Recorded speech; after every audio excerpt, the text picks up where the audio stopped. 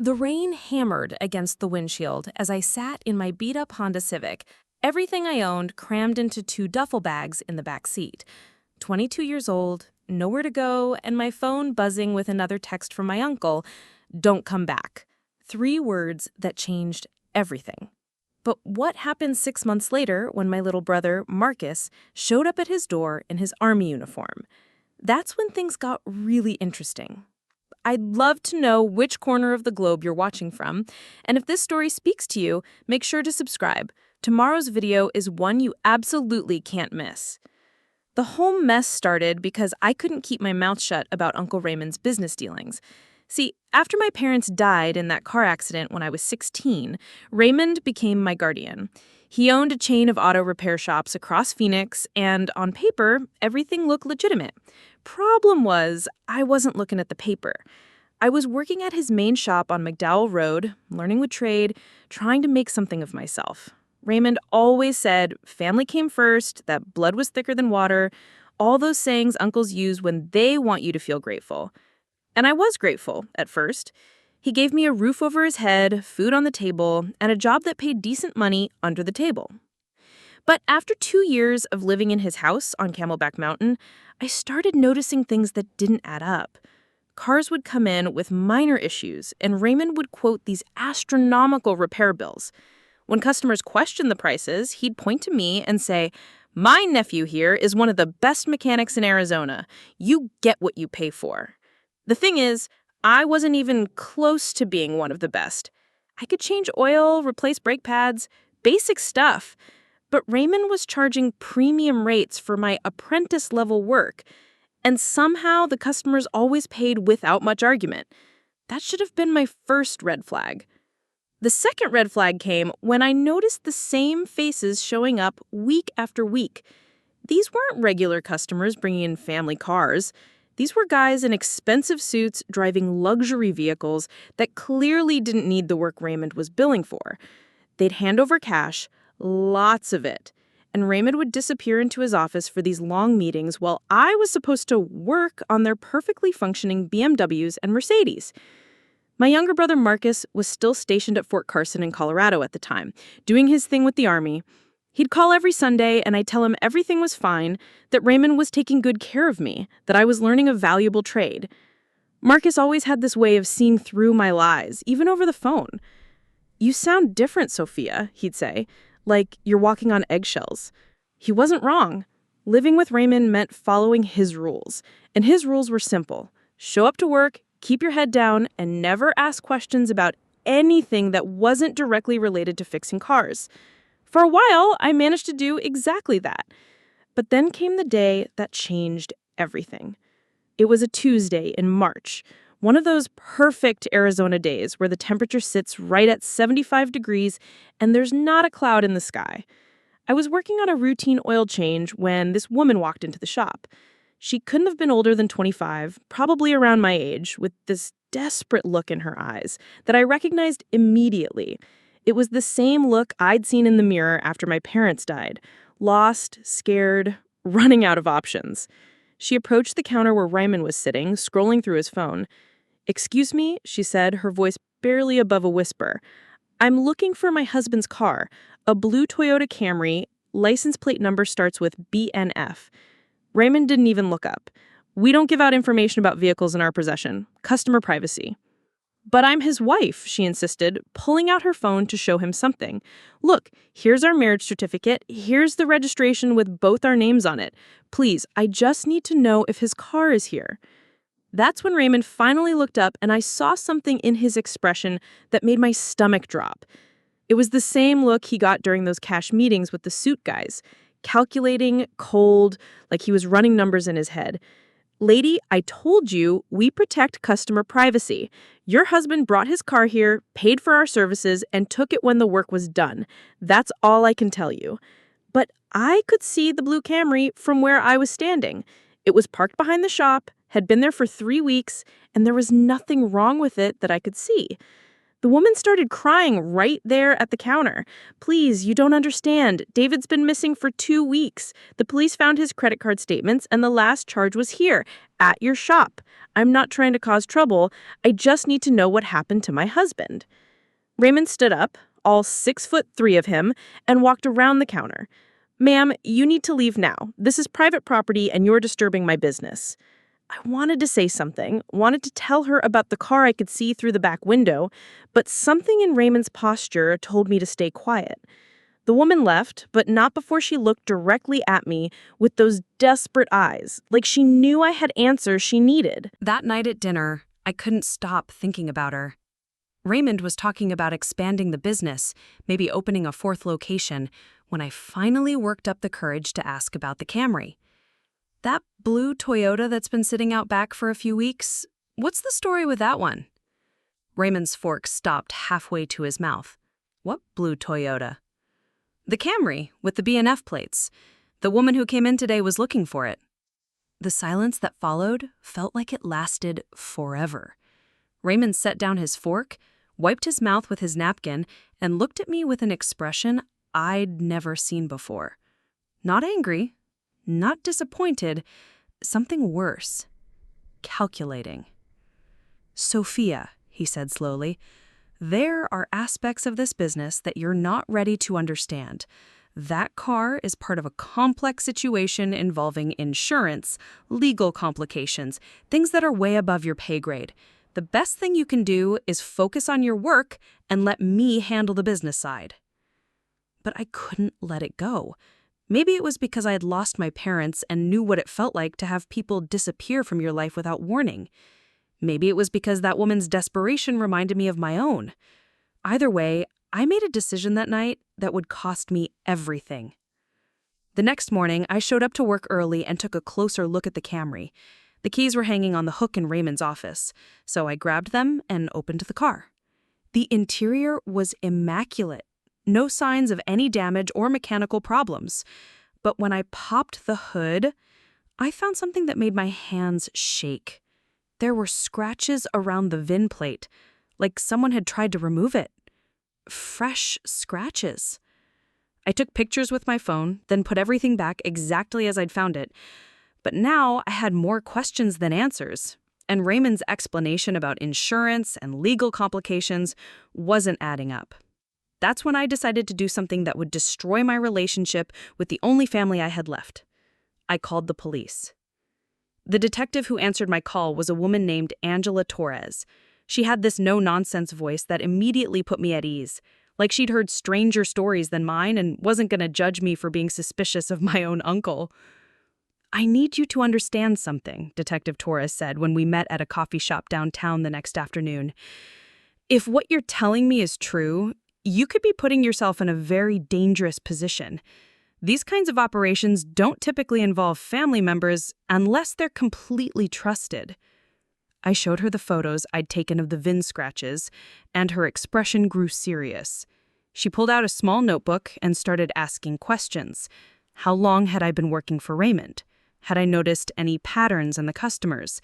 Did I have access to his office or financial records? The answer to that last question opened up a whole new problem. I did have access to Raymond's office. He'd given me a key months ago so I could grab invoices and parts catalogs when he wasn't around. But using that access to investigate him felt like crossing a line I couldn't uncross. Detective Torres must have seen the conflict in my face. "Sophia, I want to be clear about something. You called us because you're concerned about a missing person. That makes you a good citizen, not a bad niece. But if you're not comfortable helping with this investigation, I understand. We can work with what you've given us." But I couldn't stop thinking about that woman's face, the desperation in her voice when she said her husband had been missing for 2 weeks. If Raymond was involved in something that hurt people, how could I just walk away? "What would you need me to do?" Torres leaned forward. "We'd need documentation. Financial records, customer information, anything that might help us understand what's really happening at that shop. But I want you to think about this carefully. Once you cross this line, there's no going back." I went home that night with my head spinning. Raymond was grilling steaks on the back patio, acting like everything was normal, asking about my day at work. I sat across from him at dinner, making small talk about a carburetor I'd replaced, while internally wrestling with the decision that would change both our lives. The opportunity came 3 days later. Raymond had to drive to Tucson to look at a property he was considering for his fourth location. He'd be gone the entire day, which gave me unrestricted access to his office for the first time since I'd started working for him. I called in sick that morning, waited until I saw his truck disappear down the street, then drove to the shop with shaking hands. The other mechanics wouldn't arrive for another 2 hours, which should have been plenty of time to find whatever Detective Torres needed. Raymond's office was surprisingly organized. File cabinets lined one wall, each drawer labeled with different aspects of the business: parts, payroll, insurance, customer records. I started with customer records, looking for anything related to the blue Camry or anyone named Dave. A lot of love and effort went into bringing this story to life. If you're enjoying it, we'd be so grateful if you'd subscribe to our channel. Now, back to where we left off. What I found was worse than I'd imagined. There were dozens of files for vehicles that had been serviced but never picked up. Cars that belonged to people who, according to the notes Raymond had written, were no longer able to retrieve their property. The reasons varied: military deployment, family emergency, relocation for work. But the pattern was unmistakable. Every single one of these customers had paid in full for expensive repairs before disappearing. I took pictures of everything, my hands shaking so badly I had to retake several shots. Then I found the file that made my blood run cold. David Patterson, blue Toyota Camry. Last seen March 15th, the same day his wife had come looking for him. But it was the handwritten note clipped to the front of David's file that stopped me cold. Insurance claim filed, total loss due to theft. Payout pending. David Patterson's car wasn't stolen. It was sitting in Raymond's back lot. But Raymond had filed an insurance claim saying it was stolen, which meant he was collecting money for a car he still had. And if David couldn't come forward to dispute the claim, I was so focused on the files that I didn't hear the footsteps until it was too late. Find what you were looking for? I spun around to find Raymond standing in the doorway, still wearing the clothes he'd worn to Tucson. Apparently his trip had been shorter than expected. The silence stretched between us as he took in the scene. Me standing behind his desk, his filing cabinet open, my phone in my hand with pictures of his files clearly visible on the screen. I can explain, I started, but Raymond held up his hand. No need. I think I understand the situation perfectly. He walked into the office and closed the door behind him. The question is, what do we do about it? For a moment, I thought maybe he'd understand. Maybe he'd explain that I'd misunderstood what I was seeing, that there was a legitimate reason for everything I'd discovered. Maybe my uncle, the man who'd raised me for 6 years, would prove that I'd been wrong to suspect him. Instead, he sat down in his chair and looked at me with the same calculating expression he'd used on David Patterson's wife. How long have you been working with the police? The question hit me like a physical blow.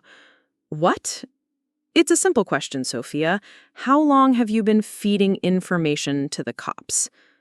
I wanted to lie, wanted to deny everything, but something in his voice told me he already knew the answer. A few days, but Raymond, if you could just explain what? How I built a business that provides for this family, how I took you in when you had nowhere else to go, how I gave you opportunities that most kids your age can only dream about? By stealing cars? By filing false insurance claims? What happened to David Patterson, Raymond? Where is he? The mask slipped completely then. The uncle who'd raised me, who'd taught me to change my first tire, who'd sat beside my hospital bed when I had appendicitis in my senior year of high school, that person disappeared, replaced by someone I didn't recognize. I'm calling Detective Torres. No, Raymond said quietly. You're not. He reached for my phone, but I was faster. I grabbed it and backed towards the door. But Raymond was between me and the exit. Give me the phone, Sophia. I won't let you hurt anyone else. Hurt anyone? Raymond laughed, but there was no humor in it. You think I hurt people? I help people. I solve problems. David Patterson had a problem, and now he doesn't.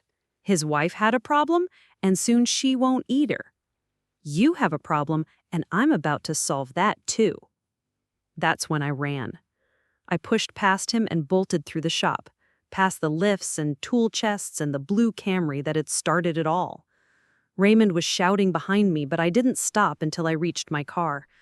My hands were shaking so badly I could barely get the key in the ignition. As I pulled out of the parking lot, I could see Raymond in my rearview mirror standing in the doorway of his shop, watching me drive away with an expression that told me everything had changed between us forever. I drove straight to the police station and told Detective Torres everything I'd found. Within hours, they had search warrants for the shop and Raymond's house. By evening, the news was calling it the largest auto insurance fraud ring in Arizona history. But that night, as I sat in a cheap motel room with everything I owned in 2 duffel bags, I realized I'd lost more than just my home and my job. I'd lost the only family I had left. At least, that's what I thought at the time. The trial lasted 3 months. 3 months of sitting in courtrooms, watching my uncle across the aisle while prosecutor Jennifer Walsh laid out the evidence I'd helped gather. 3 months of learning just how deep Raymond's operation had gone. It wasn't just insurance fraud. The investigation uncovered a network that stretched from Phoenix to Las Vegas, involving stolen vehicles, identity theft, and what the prosecutor called orchestrated disappearances. David Patterson was just one of 12 people who had vanished after bringing their cars to Raymond's shops. 12 people whose families were left wondering what had happened to their loved ones. Some of them testified during the trial. David Patterson's wife Sarah took the stand and described the months of searching for her husband, the sleepless nights, the way their 2 young children kept asking when Daddy was coming home. When she looked at Raymond during her testimony, I could see the hatred in her eyes. But it was the testimony of a man named Carlos Mendez that really shook me. Carlos had worked for Raymond at the Glendale location for 8 years. He knew about the fake insurance claims, the altered VINs, the customers who never came back for their cars, but he'd kept quiet because Raymond paid him well and because Carlos had a family to support. I told myself I was just fixing cars, Carlos said from the witness stand. I didn't ask questions about where the cars came from or why some customers paid so much cash up front. I just did the work and took my paycheck home to my wife and kids. The defense attorney, a sharp-dressed man named Mitchell Reed, tried to paint Carlos as an unreliable witness, someone who was only testifying to avoid prosecution himself. But when Walsh asked Carlos why he'd finally come forward, his answer hit me like a punch to the gut. Because Raymond's niece showed me silence makes you part of the problem. She risked everything to do what was right. If she could find that courage, so could I. I'd never thought of what I'd done as courageous. Sitting in that courtroom, watching my uncle's empire crumble, mostly I just felt guilty and alone. The worst part was Raymond's reaction to my testimony. When I took the stand to describe finding the files, the altered VINs, the confrontation in his office, he sat perfectly still, watching me with no expression at all. No anger, no disappointment, no recognition that I was the girl he'd raised since I was 16. He looked at me like I was a stranger he'd never met. During cross-examination, Mitchell Reed tried to make me look like an ungrateful niece who'd betrayed her benefactor out of some twisted sense of righteousness. "Miss Chen," Reed said, pacing in front of the witness stand, "you lived in Mr. Hazy's home for 6 years, is that correct?" "Yes." "He provided you with food, shelter, clothing, education?" "Yes." "He gave you employment at a time when you had no job experience?" "Yes."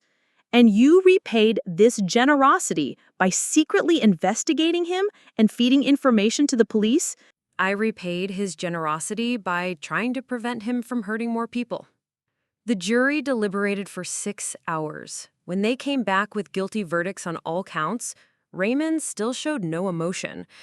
The judge sentenced him to 25 years in federal prison, and as the bailiffs led him away in handcuffs, he didn't look back at me once.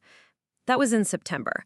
By October, I was working 2 jobs, waiting tables at a diner on Indian School Road during the day and stocking shelves at a grocery store at night, just to afford the rent on a studio apartment in Tempe.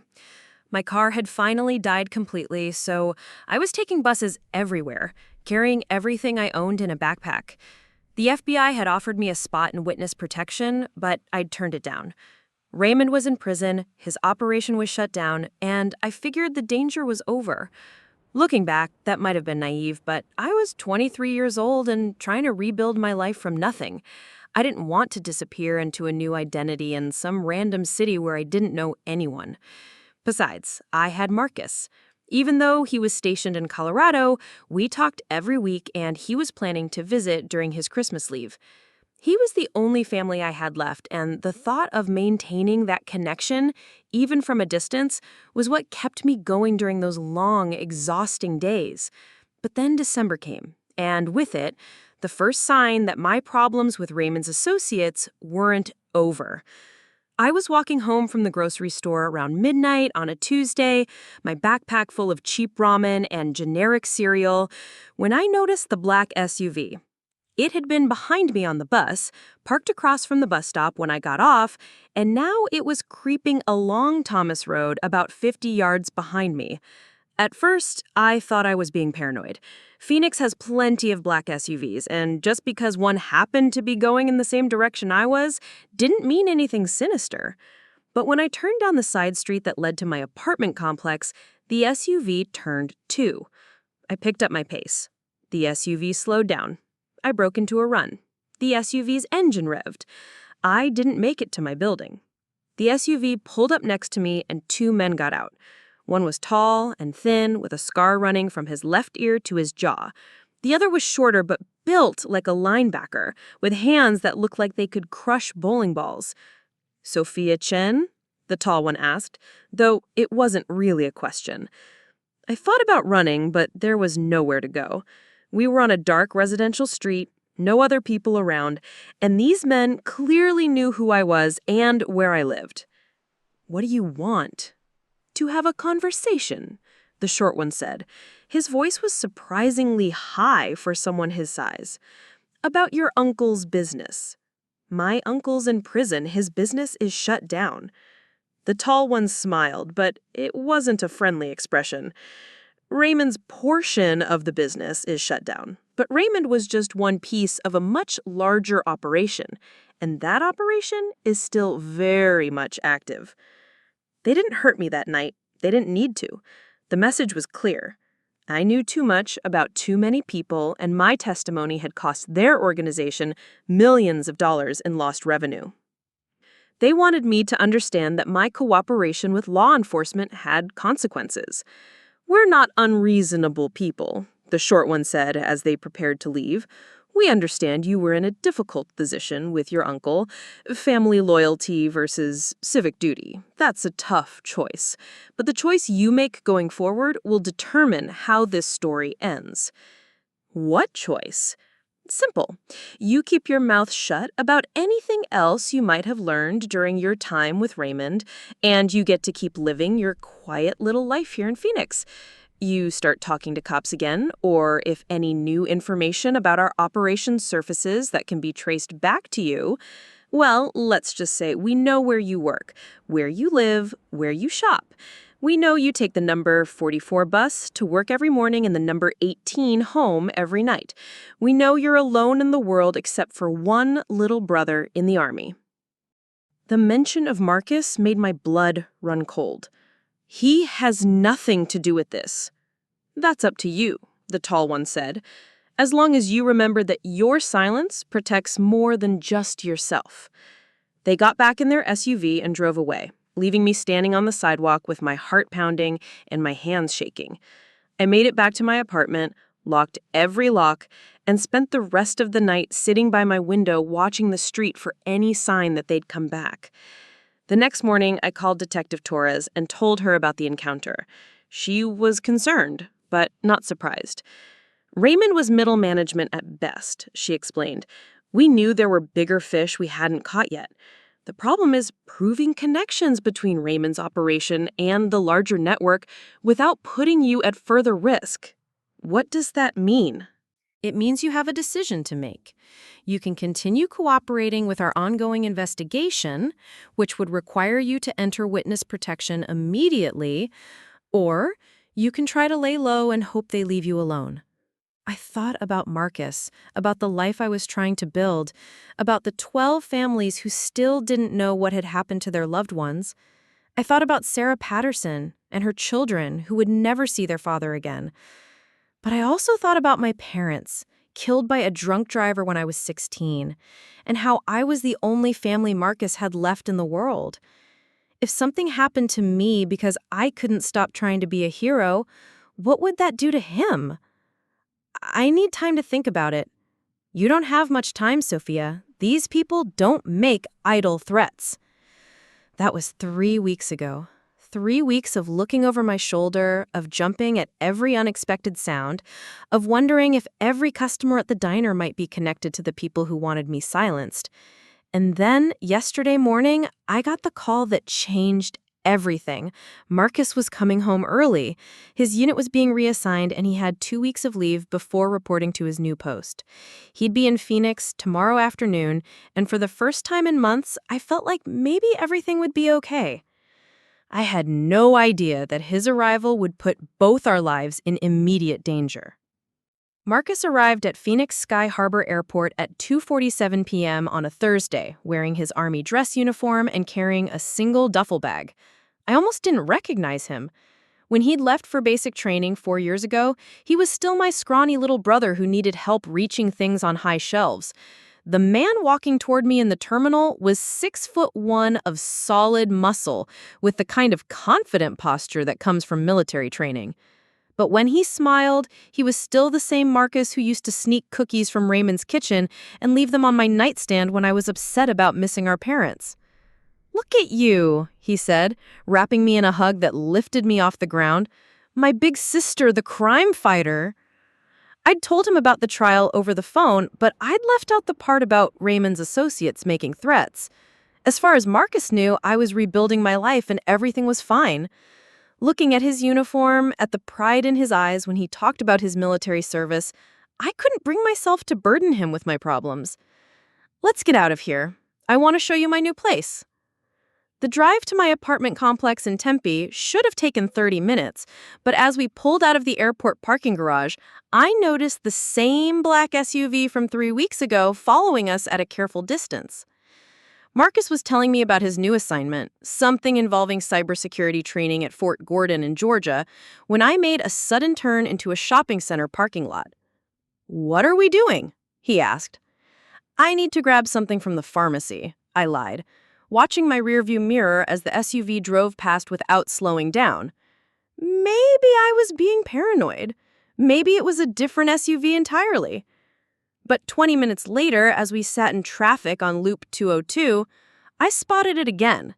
3 cars back, matching our speed perfectly. Marcus noticed my tension. "Sophia, what's wrong?" I could have lied again, could have protected him from the truth for a few more hours.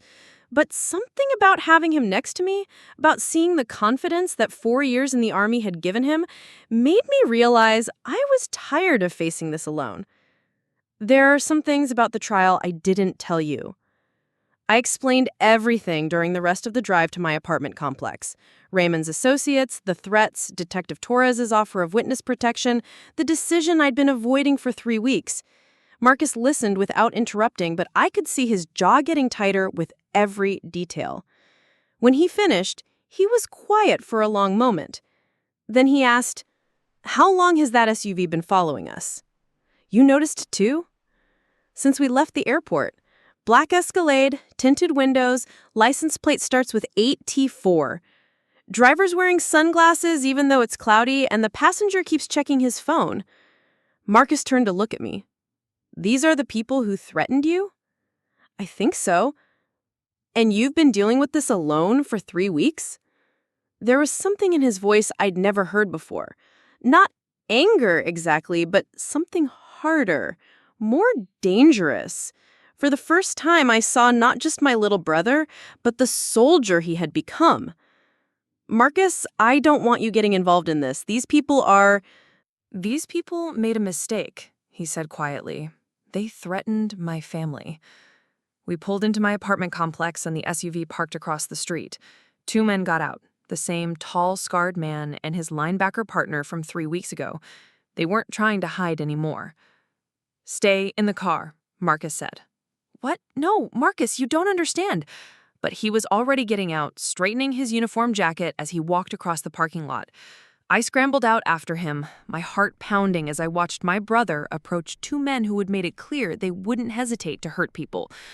The tall man saw Marcus coming and smiled that same unfriendly smile he'd given me. "Well, well, the little brother comes home, right on schedule." "You gentlemen seem to have some business with my sister," Marcus said. His voice was calm, professional, like he was conducting a routine briefing. "I'm here to help resolve that situation." The linebacker stepped forward. "This doesn't concern you, soldier boy. Walk away." "I'm afraid I can't do that." Marcus stopped about 6 feet away from them, close enough to talk without raising his voice, far enough to have room to move if things went bad. "See, someone has been threatening my family, and that concerns me very much." "Your sister brought this on herself," the tall man said. "She made some poor choices regarding her uncle's business partners. We're simply trying to help her understand the consequences of those choices. What I understand is that you've been harassing a young woman who is doing her civic duty. What I also understand is that threatening a federal witness is a felony that carries a 10-year minimum sentence." The tall man's smile faded. "You're out of your depth here, kid." "Am I? Because I've been recording this conversation since I got out of the car, and I've got Detective Angela Torres on speed dial. She's very interested in meeting you gentlemen." I watched the 2 men exchange glances. This wasn't going the way they'd planned. They'd expected me to intimidate me again, maybe escalate their threats now that they knew my brother was in town. They hadn't expected Marcus to turn the tables on them. "You think that uniform scares us?" the linebacker asked. "No, but it should scare your bosses.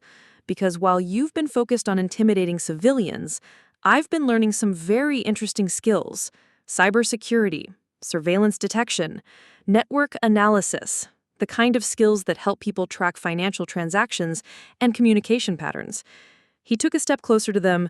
"For instance, I know that SUV is registered to Apex Logistics, which is a shell company that receives funding from 3 separate offshore accounts. I know those accounts have been flagged by FinCEN for suspicious activity, and I know that the FBI's Financial Crimes Task Force would be very interested in the connection between Apex Logistics and my uncle's case." The tall man's hand moved toward his jacket, but Marcus was faster. In one fluid motion, he stepped forward and grabbed the man's wrist, twisting it behind his back and pressing him face first against the SUV. "I wouldn't," Marcus said calmly. "Assaulting a federal witness in front of military personnel is the kind of thing that gets you life sentences instead of just long ones." The linebacker moved to help his partner but stopped when Marcus looked at him. There was something in my brother's eyes that made it clear this was not a fight the man wanted to start. "Here's what's going to happen," Marcus said, still holding the tall man against the SUV. "You're going to get back in your car and drive away. You're going to tell your bosses that my sister is off limits. And you're going to hope that the information I've already gathered about your operation doesn't find its way to the wrong people." "You don't know who you're messing with," Vincent Caruso gasped. "Actually, I do. Vincent Caruso, age 34, 3 prior arrests for racketeering. Lives in a condo on Scottsdale Road that's way too expensive for someone with no legitimate income. Has a daughter in private school and an ex-wife who doesn't know where his money comes from." The color drained from Vincent's face. "How did you—" "And Tony Breslin, age 29, extensive background in loan enforcement for various Las Vegas organizations, currently wanted for questioning in connection with a missing persons case in Clark County." "That's impossible." Tony Breslin took a step backward. "We haven't told anyone our real names." Marcus smiled for the first time since getting out of the car. Facial recognition software is amazing these days, especially when you have access to military databases. He pulled out his phone again. "Now, I'm going to call Detective Torres and tell her about this conversation. I'm going to recommend that she contact the Las Vegas Metropolitan Police about Mr. Breslin's outstanding warrant, And I'm going to suggest that the Financial Crimes Task Force take a very close look at Apex Logistics. Wait, Vincent said, panic creeping into his voice. We could work something out here. No, we can't. Marcus's expression hardened. Because you made this personal when you threatened my sister. You made it worse when you mentioned me specifically, which tells me you've been watching both of us for weeks. And you sealed your fate when you thought showing up here in uniform would intimidate me. He started dialing. Detective Torres, it's Marcus Chen, Sophia's brother. I'm at my sister's apartment with Vincent Caruso and Tony Breslin from Apex Logistics. I think you'll want to send some units over here. Vincent and Tony looked at each other, then back at Marcus, then at me. I could see the calculation in their eyes. Stay and face arrest, or run and hope they could disappear before law enforcement connected all the dots Marcus had just laid out.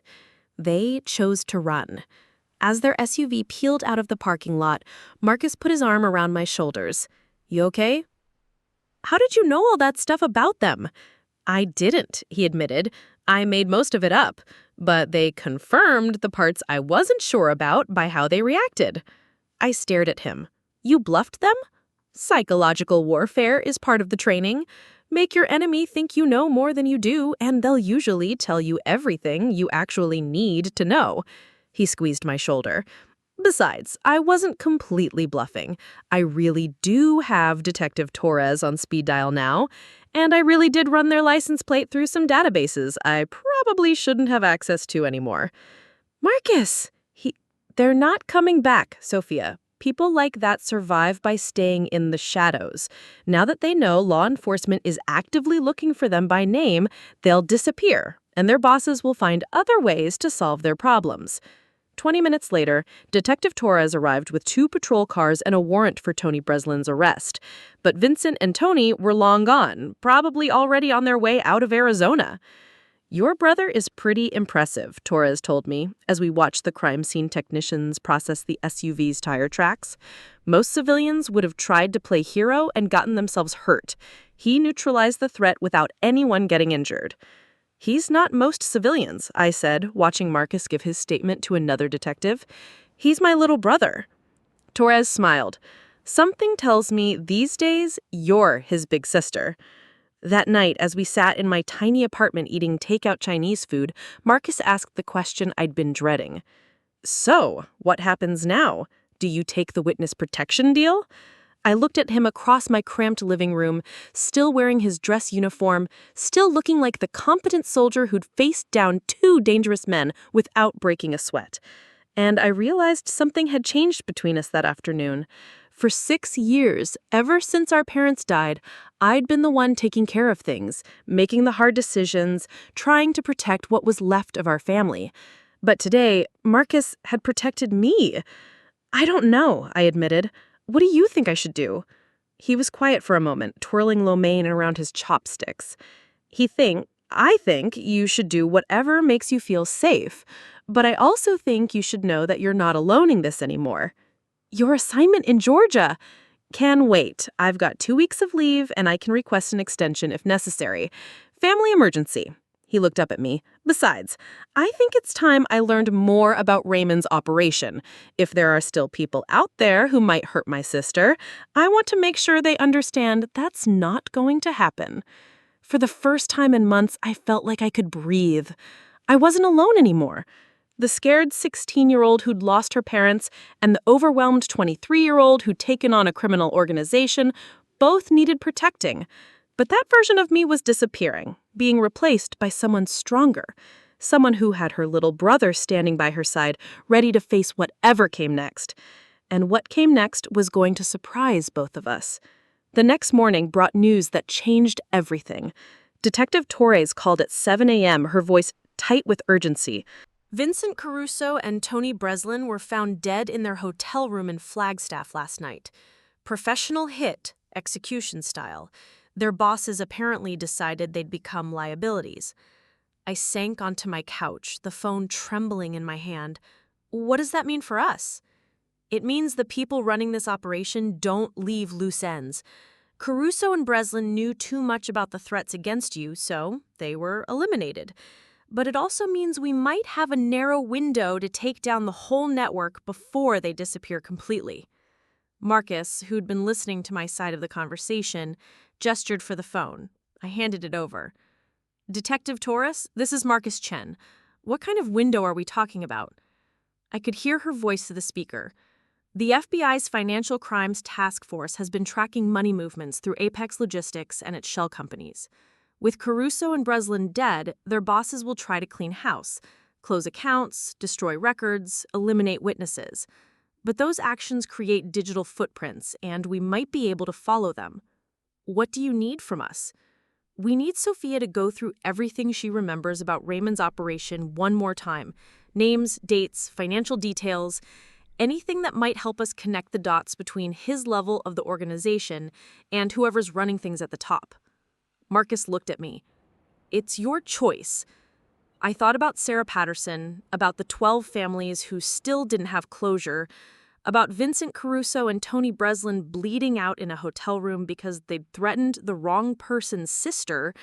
I thought about my parents who had always taught me that doing the right thing was more important than doing the safe thing. Tell her we'll be there in an hour. The FBI field office in downtown Phoenix was a sterile maze of conference rooms and cubicles that smelled like industrial coffee and recycled air. Agent Rebecca Martinez, the Financial Crimes Task Force leader, was a sharp-eyed woman in her 40s who spoke in clipped, precise sentences that made every word sound important. The Caruso-Breslin murders confirm what we've suspected for months, she explained, spreading photographs and documents across the conference table. Your uncle's operation was part of a larger network that spans multiple states. Insurance fraud, identity theft, money laundering, and what we believe are contract killings disguised as disappearances. The photograph showed faces I didn't recognize. Middle-aged men in expensive suits, women with carefully styled hair and cold eyes, younger men who looked like they could break bones without thinking twice about it. This is Elena Vasquez, Martinez said, pointing to a photo of an elegant woman with silver hair. She owns a chain of legitimate businesses across the Southwest, real estate, restaurants, import-export. But our investigation suggests these businesses are fronts for washing money from operations like your uncle's. And this, she continued, indicating a photo of a thin man with wire-rimmed glasses, is Dr. Kenneth Walsh. He runs a network of medical clinics that provide death certificates and medical records for people who need new identities. I studied the photos, searching for any face that looked familiar from my time at Raymond's shop. I don't recognize any of them. That's not surprising. Your uncle operated at the street level. These people stay several layers removed from the actual crimes. Agent Martinez pulled out another set of documents. But here's where it gets interesting. She showed me bank records, transaction logs, communication intercepts, numbers and dates and coded references that meant nothing to me, but apparently told a story to the FBI analysts. We've identified 47 people who disappeared after having contact with businesses in this network. Not just missing, completely erased. No bank activity, no credit card usage, no communication with family members. It's like they never existed. Marcus leaned forward. How is that possible? New identities, relocation to other countries, or... Agent Martinez didn't finish the sentence, but we all understood what she wasn't saying. What does this have to do with my sister? Sophia's testimony helped us map the financial structure of your uncle's operation. But more importantly, she has firsthand knowledge of how these disappearances were orchestrated. If we can use that information to connect Raymond's methods to the larger network, we might be able to save the people who are currently targeted for elimination. She pulled out one more photograph, and this time I did recognize the face.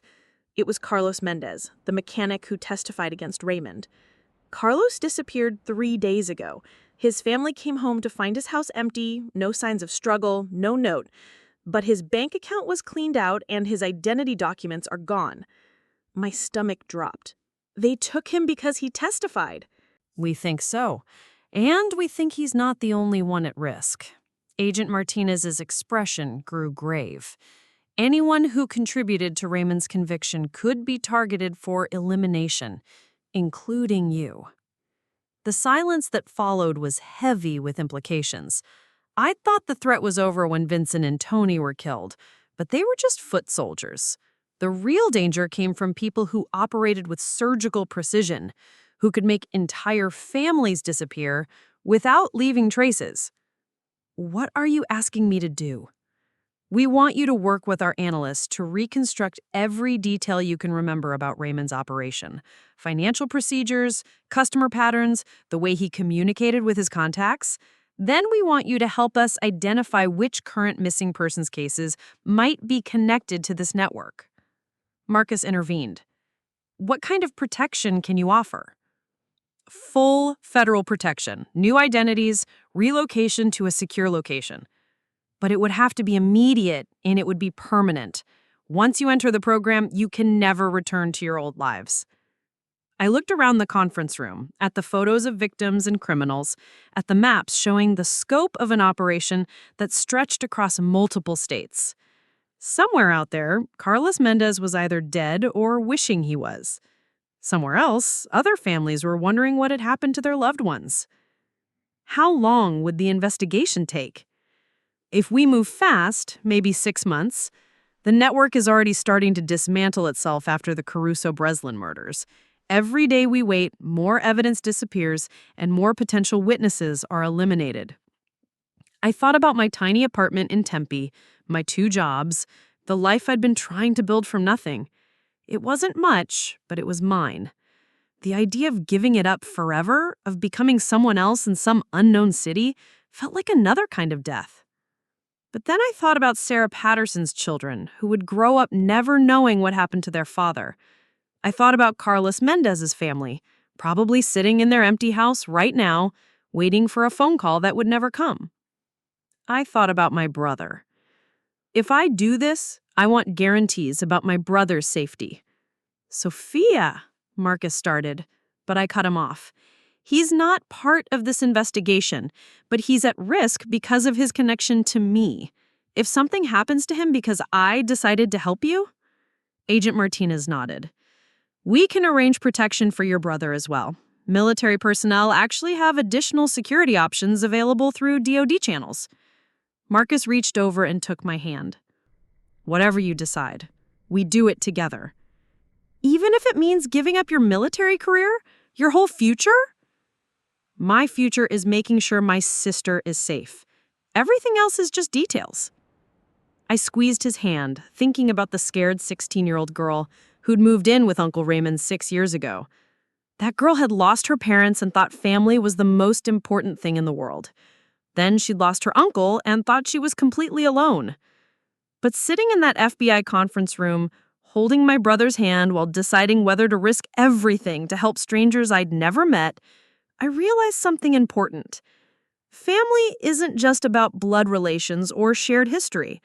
Sometimes family is about the people who stand beside you when you're trying to do the right thing, even when it's dangerous. I'll do it, I said. But I have conditions. Agent Martinez raised an eyebrow. What kind of conditions? I want regular updates on the investigation's progress. I want to know when you find Carlos Mendez, alive or dead, and I want guarantees that the families of the other victims will be told the truth about what happened to their loved ones. Agreed. And one more thing.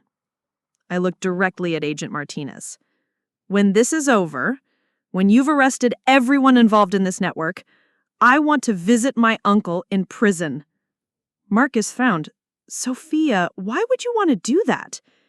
Because he's still family, even after everything he did, and because I need to understand how someone who raised me, who taught me right from wrong, could become someone who hurt so many people. Agent Martinez gathered up the photographs and documents. We'll make the arrangements, but first, we need to get you both to a safe house. The people running this network know about yesterday's confrontation with Caruso and Breslin. They know your brother is military trained and that you're working with law enforcement. They'll want to eliminate both of you before you can cause more damage. As we prepared to leave the FBI building, Marcus put his arm around my shoulders. No regrets? I thought about the question seriously. And the next few hours, we'd disappear into federal protection. Our old lives would end, and whatever came next would be shaped by choices made by strangers and government agencies. We'd spend months living in fear, helping investigators piece together a criminal network that had destroyed dozens of families. But we'd also help bring justice to people who'd never had it.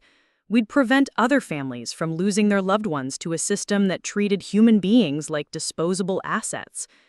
And we'd do it together, as a team, the way families are supposed to work. No regrets, I said. What I didn't know, as we walked out of that building and into our new lives, was that the most dangerous part of our story was just beginning. Because Elena Vasquez and Dr. Kenneth Walsh hadn't built their network by letting witnesses walk away, and they weren't about to start now. 6 months later, I stood outside the Federal Correctional Facility in Florence, Arizona, wearing a visitor's badge and feeling like a stranger in my own skin. The FBI investigation had concluded the week before with 17 arrests across 4 states. Elena Vasquez and Dr. Kenneth Walsh were facing life sentences. Carlos Mendez had been found alive in a compound near the Mexican border, traumatized but breathing. And after all those months in witness protection, after testifying in 3 separate trials, after helping dismantle a criminal network that had destroyed dozens of families, I'd kept my promise to myself. I was here to see Raymond. Marcus waited in the parking lot. He'd offered to come with me, but this was something I needed to do alone. The guard led me through a series of security checkpoints to a sterile visiting room where inmates sat across from their families at small metal tables. Raymond looked older than his 52 years. Prison had aged him in ways that went beyond the gray in his hair and the lines around his eyes. When he saw me, his expression didn't change, but he sat down across from me without saying a word. "Hello, Uncle Raymond." "Sophia." His voice was hoarse, like he didn't use it much anymore. "I heard about the investigation. Congratulations on bringing down Elena's operation." I studied his face, looking for some trace of the man who'd taught me to change a tire, who'd helped me with algebra homework, who'd held me when I cried about missing my parents.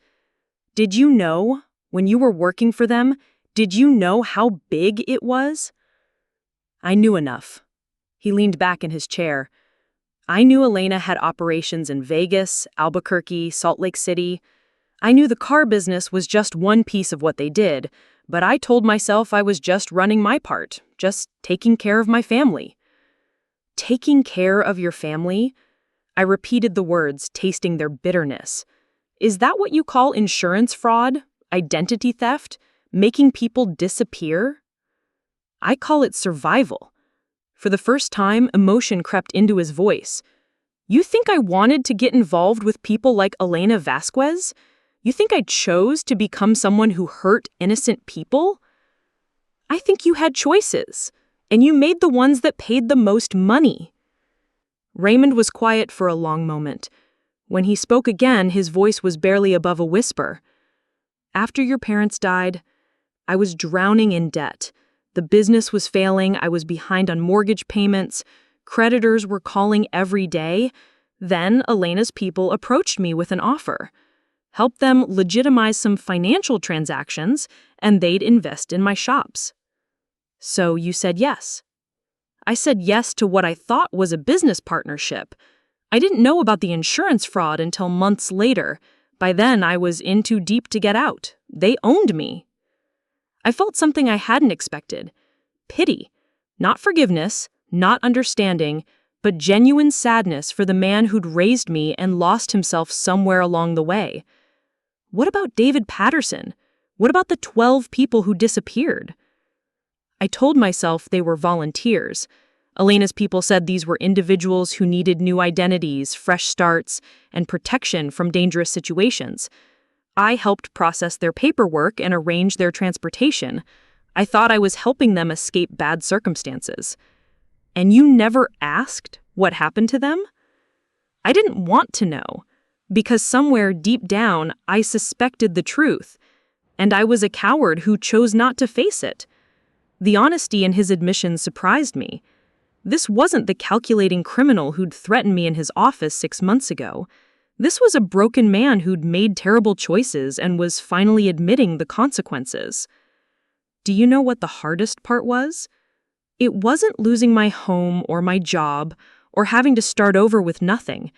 It was realizing that the person who raised me, who taught me about right and wrong, was capable of hurting innocent people. Sophia. No, let me finish. I leaned forward. You taught me that family comes first, that blood is thicker than water. But when I tried to do the right thing, when I tried to protect people who couldn't protect themselves, you chose money over family. You chose Elena Vasquez over your own niece. Tears were running down his face now. I was scared. They said they'd kill both of us if I didn't cooperate. I thought if I could just keep you away from the business side, keep you focused on legitimate work. You thought you could protect me by lying to me? I thought I could protect you by keeping you ignorant. I was wrong about that too. I sat back in my chair, looking at this man who'd been the most important person in my life for 6 years. Uncle Raymond, who'd signed my report cards and driven me to doctor's appointments and taught me that hard work was the foundation of a good life. Prison had stripped away his defenses, forced him to confront what he'd become.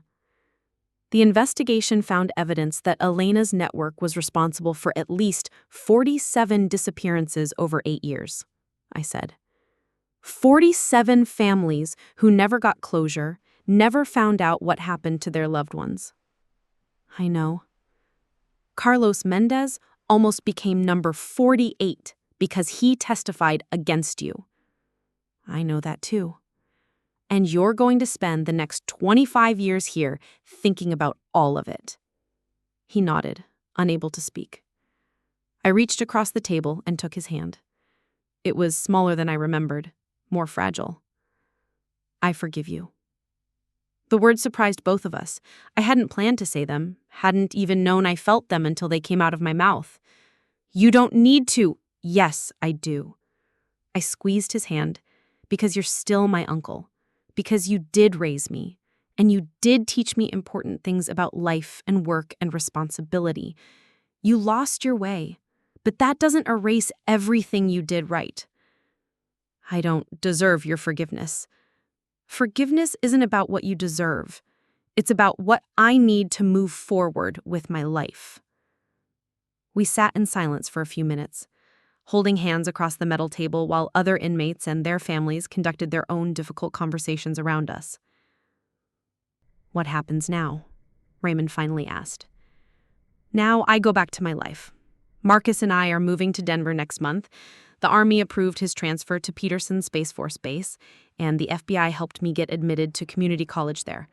I'm going to study criminal justice. Following in Detective Torres's footsteps? Something like that. I figure if I'm going to keep getting involved in criminal investigations, I might as well make it official.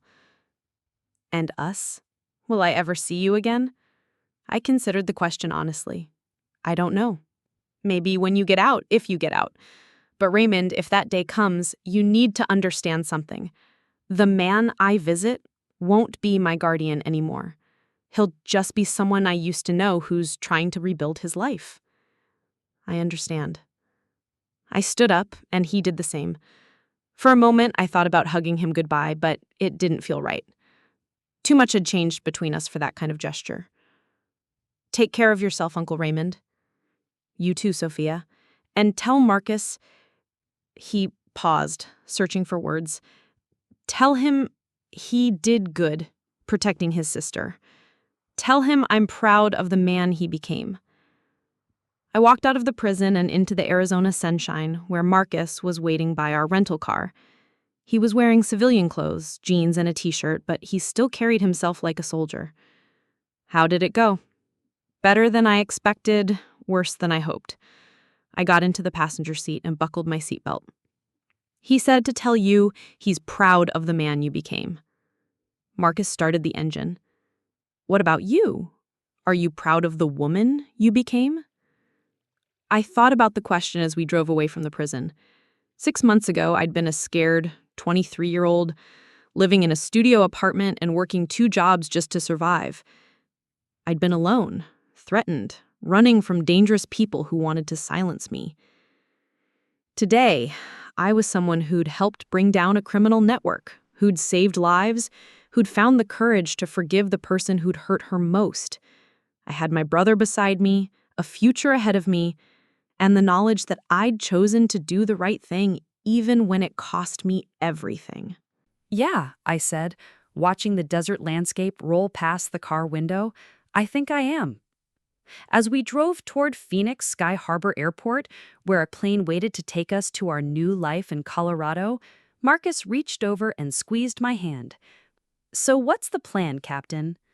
I laughed at the military reference, remembering how he'd faced down Vincent Caruso and Tony Breslin 6 months ago. My little brother, who'd grown into someone strong enough to protect his family and smart enough to outmaneuver career criminals. The plan is simple, I said. We start over. We build something better. And we stick together. Sounds like a good plan to me. And for the first time in 6 months, I believed it really was.